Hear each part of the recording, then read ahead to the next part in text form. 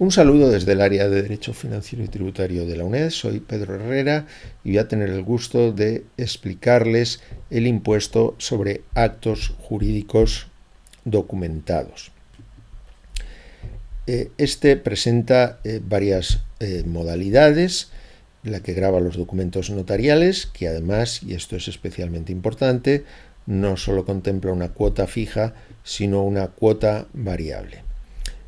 También se graban determinados documentos mercantiles, un caso típico es el de las letras de cambio, y los documentos administrativos, determinados documentos administrativos, en concreto, por un lado, la rehabilitación y transmisión de grandezas y títulos nobiliarios, y por otro, las anotaciones preventivas que se practiquen en registros públicos cuando tengan por objeto un derecho o interés valuable.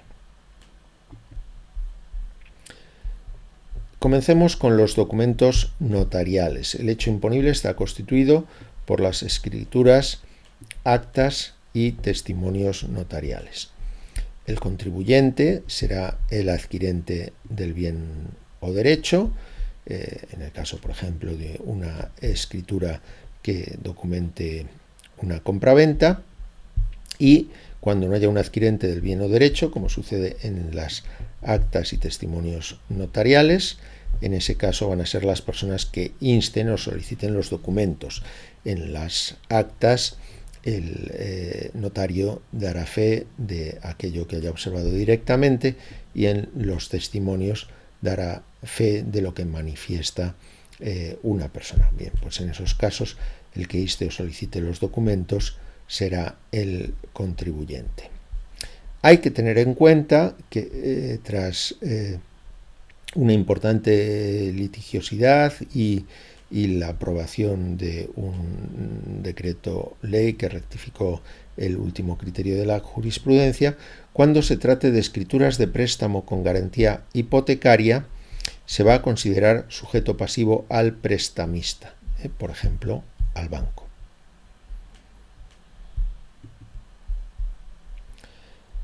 Veamos ahora las dos modalidades. La cuota fija se devenga por la utilización de papel timbrado para extender las matrices o las copias de las escrituras y actas notariales, y el tipo de gravamen va a ser de 0,30 euros por pliego o 0,15 euros por folio. Pero además, y esto es especialmente relevante, puede exigirse la cuota variable, pero para ello es necesario que concurran tres requisitos. Se tienen que dar los tres: que la primera copia tenga por objeto una cantidad o cosa valuable, que el acto contrato sea inscribible en los registros públicos y que la operación no esté sujeta ni al impuesto sobre sucesiones y donaciones, ni al impuesto sobre transmisiones patrimoniales, ni al impuesto sobre operaciones societarias. Veamos un ejemplo en que concurren estos tres requisitos, como sería el de la escritura que documenta un préstamo hipotecario concedido por un banco. Pues bien, por una parte, la escritura va a tener por objeto una cantidad, el importe garantizado. Por otra parte, la escritura va a inscribirse en el registro de la propiedad, lo cual es necesario para que se constituya la hipoteca. Y vamos a ver el tercer requisito, que puede ser el más difícil de determinar. Nos dice que la operación no puede estar sujeta ni al impuesto sobre sucesiones y donaciones, ni al impuesto sobre transmisiones patrimoniales onerosas, ni al impuesto sobre operaciones societarias. Bien, es evidente que la escritura que documenta el préstamo hipotecario no está sujeta al impuesto sobre sucesiones y donaciones, no es ni una sucesión ni es una donación, y tampoco va a estar sujeto al impuesto sobre operaciones societarias. El impuesto sobre operaciones societarias grava determinadas operaciones como la constitución de la sociedad, que está sujeta pero exenta, o la disolución de la sociedad, pero no tiene nada que ver con un préstamo hipotecario. nos queda por ver si está sometido al impuesto sobre transmisiones patrimoniales onerosas. Pues bien, como hemos visto anteriormente, según el artículo 15.1 del texto refundido, que delimita el hecho imponible del impuesto sobre transmisiones patrimoniales onerosas, la constitución de la hipoteca en garantía de un préstamo va a tributar exclusivamente en concepto de préstamo.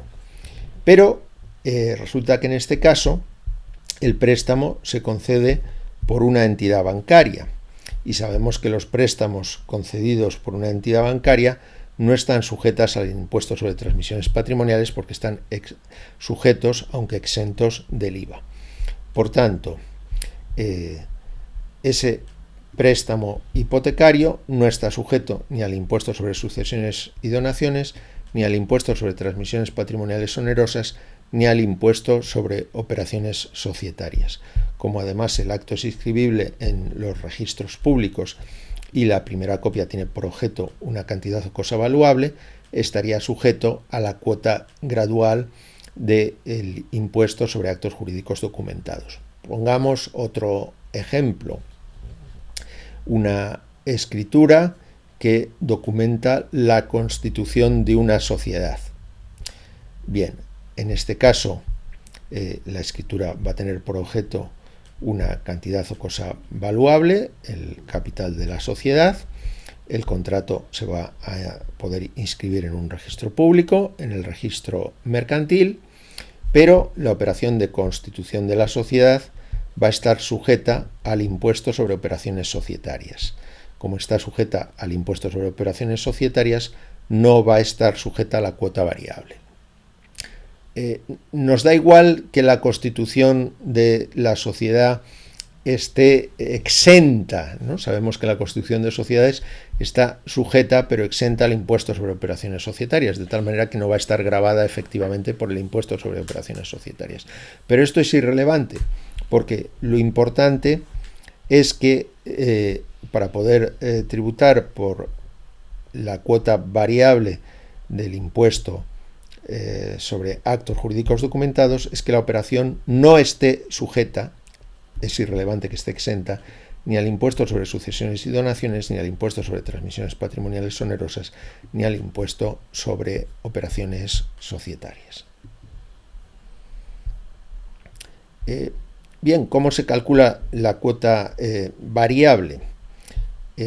Hay que atender al valor declarado sin perjuicio de la comprobación administrativa, y en el caso especialmente relevante de los derechos reales de garantía o préstamos con garantía, la base imponible está constituida por el importe de la obligación o capital garantizado.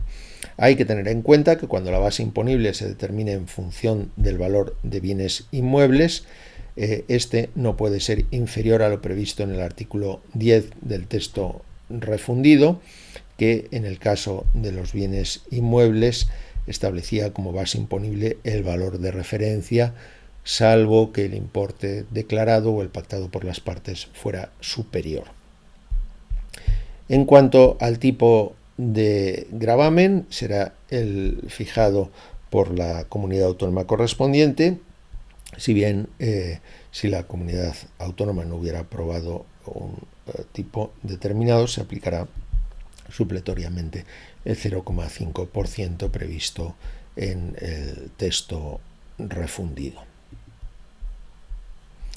Veamos ahora otra modalidad del impuesto sobre actos jurídicos documentados. Nos habíamos referido antes a los documentos notariales. Veamos ahora lo que sucede con los documentos mercantiles. El hecho imponible está constituida por las letras de cambio, los pagarés, bonos, obligaciones y documentos análogos. Va a estar obligado en concepto de contribuyente quien extienda el documento, por ejemplo, quien extienda la letra de cambio, y serán responsables solidarios todos aquellos que intervengan en la negociación o cobro. La base imponible estará constituida por la cantidad girada y la cuota la que figure en los efectos timbrados, por ejemplo, en el documento efecto timbrado que se utilice para extender la letra de cambio. Por último, veremos los documentos administrativos. La ley prevé dos hechos imponibles, no se grava cualquier documento administrativo, sino solo los previstos en el artículo 40. Por una parte, la rehabilitación y transmisión de grandezas y títulos nobiliarios, y en este caso la ley fija la escala correspondiente, y además las anotaciones preventivas que se practiquen en registros públicos cuando tengan por objeto un derecho o interés valuable y no vengan ordenadas de oficio por la autoridad judicial o administrativa competente. Así, si se inscribe una anotación preventiva de embargo en el registro de la propiedad, si lo ha hecho de oficio el juez o la autoridad administrativa competente, en ese caso no va a estar sujeto al impuesto, pero si se ha hecho a instancia del interesado, en ese caso sí. ¿Quiénes son los contribuyentes? Pues bien, en la primera modalidad, los beneficiarios de los títulos y grandezas, y en el segundo caso, las personas que soliciten la anotación preventiva. En cuanto a la cuantificación, en el caso de títulos y grandezas, se va a fijar la cuota directamente por el artículo 43 del texto refundido, y en la cuantificación de anotaciones preventivas, la base imponible será el valor del bien o derecho que se garantice y el tipo de gravamen el 0,50%.